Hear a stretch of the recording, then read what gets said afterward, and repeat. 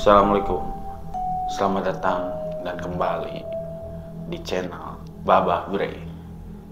Dimana di video kali ini Baba akan membahas tentang pabrik getah karet yang ada di Sukabumi, yaitu pabrik Cipetir. Dan konon di pabrik ini berbau mistis. Gimana kisah mistis yang terjadi di pabrik tersebut? Dan sebelum lanjut, jangan lupa like, komen, dan subscribe-nya. Tanpa basa-basi lagi, langsung aja ke kisahnya. Cipetir atau dalam bahasa dulu Cipetir adalah pabrik pengolahan getah perca atau guta perca milik PT PN 8 Sukamaju, Kabupaten Sukabumi. Pabrik dengan produk Cipetirnya sempat menggemparkan Eropa pada 2014 silam. Ada mitos yang menyebar dari mulut ke mulut seputar pabrik itu. Terselip kisah mesin Nyi Ronggeng dan kamar mati di pabrik guta perca peninggalan Belanda yang dibangun pada tahun 1855 menurut pengawas sekaligus penanggung jawab pabrik guta perca saat itu, Budi Prayudi, yang ditemui kami. Mesin dari batu granit yang diberi nama Nyi Ronggeng itu memiliki kisah khusus. Semua dinamai berdasarkan urutan kedatangannya. Dari Itali sampai di Jakarta dibawa ke Cibadak menggunakan pedati. Nah, kedatangan batu granit nomor 4 ini sedikit unik karena ada 2 kuda pedati yang membawanya enggan bergerak sama sekali. Terang Budi. Dan hingga akhirnya ada orang pintar yang meminta agar Meneer Belanda mengiringi laju pedati dengan seorang penari ronggeng. Akhirnya kuda pedati mau beranjak dari tempatnya. Yang kasihan si penari ronggengnya harus berjalan sejauh 13 km dari pertigaan Cikidang sampai ke pabrik. Ya pasti bengkaklah kakinya, lanjut ujar Pak Budi sambil tertawa. Dan menceritakan kisah batu si ronggeng, satu mesin penggiling batu bisa menampung 250 kg daun karena hanya ada 2 mesin yang berfungsi. Ya jadi 500 kg daun yang akan tergiling dengan durasi selama 4 jam. Pabrik guta itu masih beroperasi tapi hanya berdasarkan pesanan. Selain soal kisah batu Nyi Ronggeng, cerita lainnya mengenai sebuah ruangan yang dinamakan kamar mati. Menurut Budi, disebut kamar mati karena di dalamnya tersimpan 6,3 kV tegangan listrik. Siapa saja yang berani masuk saat turbin menyala, pasti mati kesetrum. Ya, turbin itu digerakkan dari mata air sungai Citarik.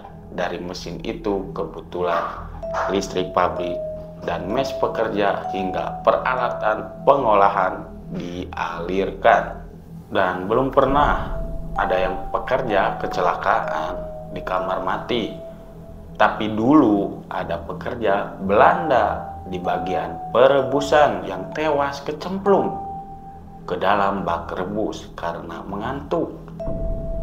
Bak rebus berada di atas kamar mati, tutur Budi. Seraya menyebut saat ini turbin sudah tak digunakan.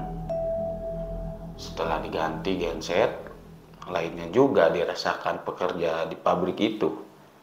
Seperti yang dituturkan Rudianto yang berjaga di pabrik yang kini di bawah kendali PT PN 8 itu. Dia kerap mendengar suara auman harimau dari ruangan kamar mati, yakni tempat turbin air. Saya kagak tahu kalau itu makhluk halus. Saya pikir hewan beneran.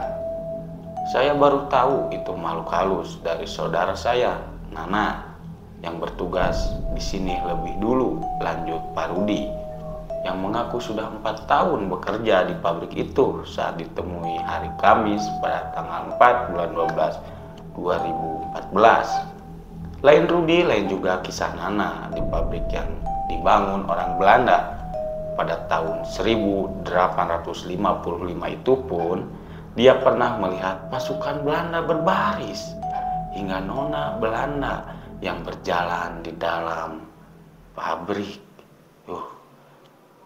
Ya mungkin bisa dinyatakan orang-orang dulu yang namanya juga bangsa Indonesia lebih dijajah selama 350 tahun. Ya mungkin ada yang orang meninggal, ada orang korban, ya mungkin itu salah satu di pabrik itu, dan menampakkan nona-nona Belanda dan pasukan Belanda. Paling sering penampakannya turun tangga memakai caping besar. Kalau dari perawakannya seperti orang asing, kalau disamperin hilang. Ya kalau di kamera gambarnya jadi buram berwarna hijau, tutur Nana. Pabrik cepetir di Cikidang, Kabupaten Sukabumi, Jawa Barat, sebetulnya masih menyimpan banyak potensi. Pasar untuk penjualan getah perca masih ada. Lahan penanaman bibit pun tersedia. Mungkinkah kejayaan Cipetir akan kembali terulang? Saat ini kondisi pabrik Cipetir seperti mati suri. Tinggal 7 karyawan utama yang tersisa. Produksi blok karet pun seadanya, bahkan kini terpaksa terhenti karena kekurangan bahan bakar.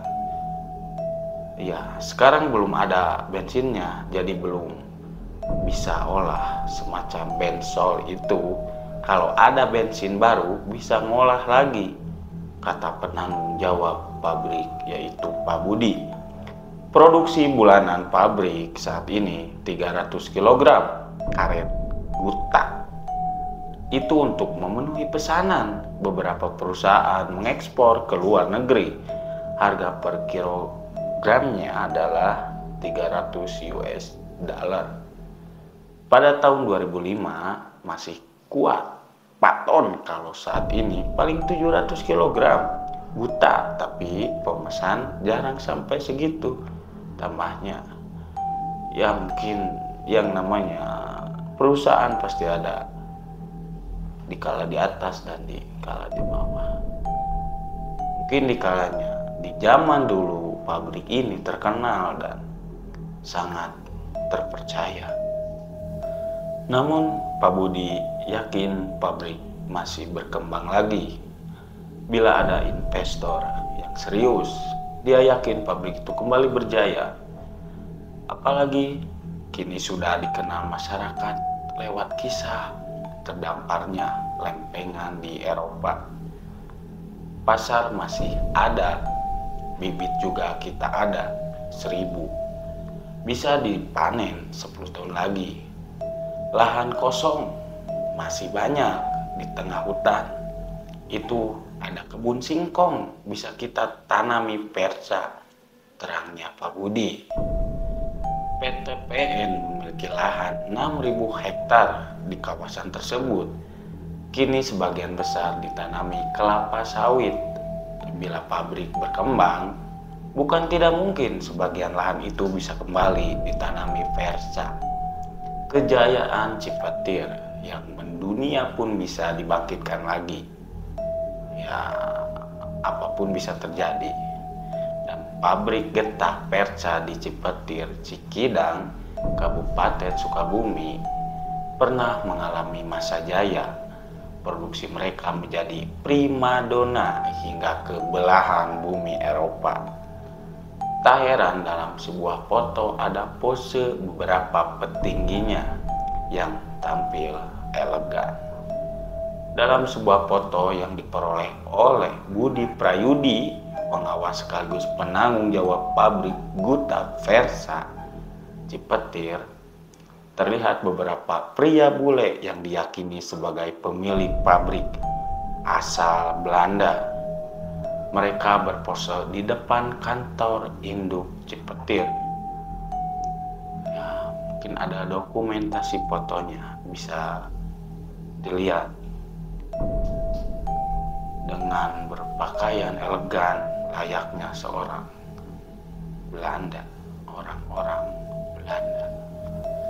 Di barisan depan ada 5 petinggi pabrik yang duduk. Para pria itu memakai setelan jas putih lengkap dengan dasi gelap. Sebagian pimpinan ada yang menyilangkan kaki lalu tumbuh bersandar ke kursi.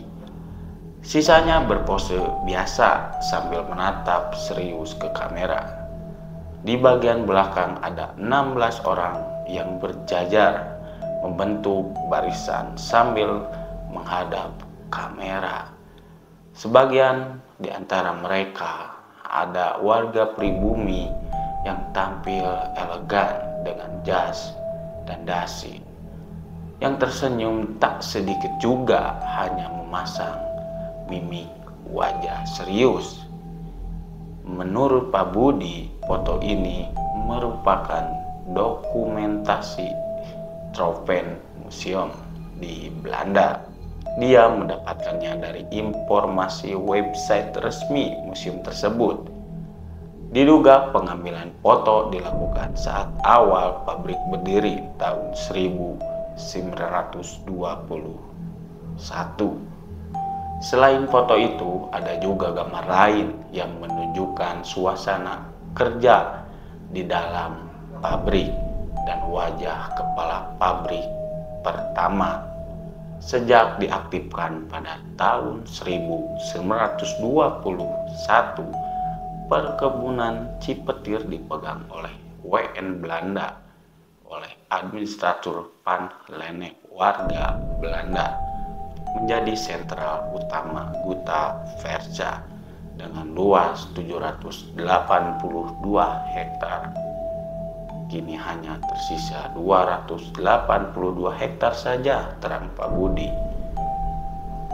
Ya, yang tadinya luasnya yang sangat dahsyat menjadi 282. Ya, mungkin seiring berjalannya waktu,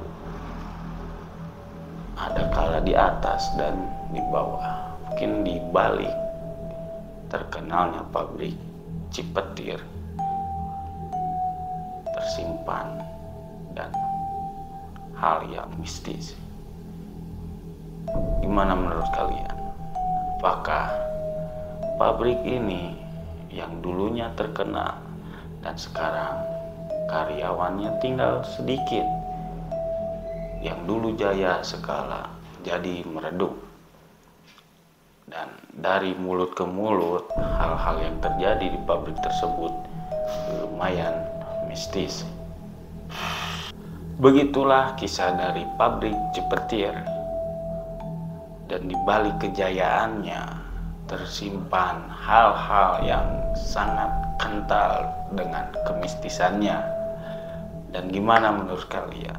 Apakah tempat ini yang sangat dulunya jaya dan sangat terkenal dan sekarang tinggal hanya kenangan?